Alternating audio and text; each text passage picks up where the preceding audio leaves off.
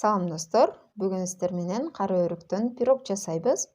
Эгерде сіздерге қызық болса, менен чогуу бирге болуңуздар. Алгач 2 жумуртканы чагып алып, жакшылап миксердин жардамында же болбосо венчик менен көөртүп алабыз. Эми ага 1 чымчым туз, 200 грамм кумшекерди салып, аппак масса болгонго чейин көөртүп алабыз.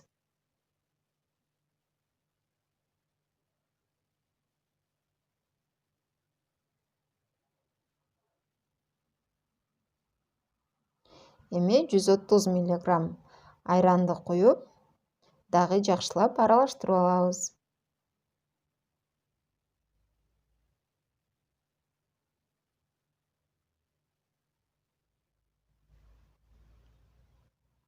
Жүз 120 мг өсүмдүк майын куюп, дагы аралаштырабыз.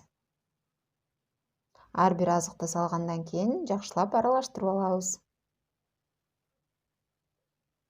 Эми 5 граммдык ванилиндин 2ден 1 бөлүгүн, ал эми 10 граммдык разрыхлительдин 3дөн 2 бөлүгүн кошобуз. Жана алдын ала эленген 200 грамм унду кошуп, жакшылап аралаштырып алабыз.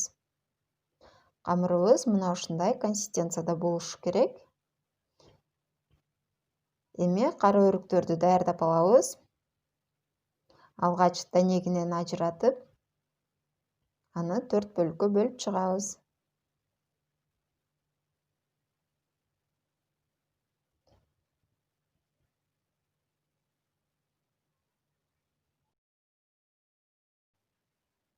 Эми пирог бышырчу идишибиздин түбүнө пергамент кагазын төшөп алып, камырды тегиз кылып куюп алабыз.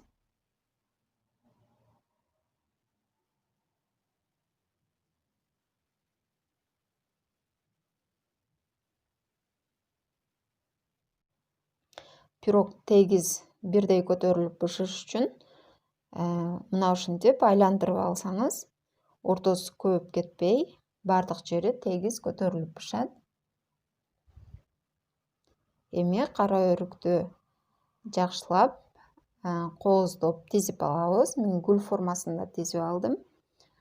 Сиздер да каалагандай кылып кооздоп тизип алсаңыздар болот.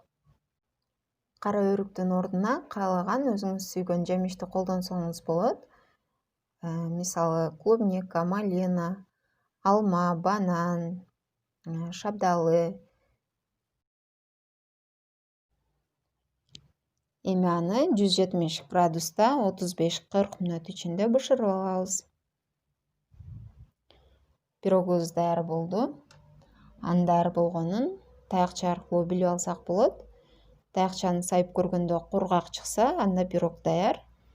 Эми аны ошол формасында муздатып алабыз. Андан соң каалагандай кылып кооздоп алсаңыз болот. Мен шекер упасын септим.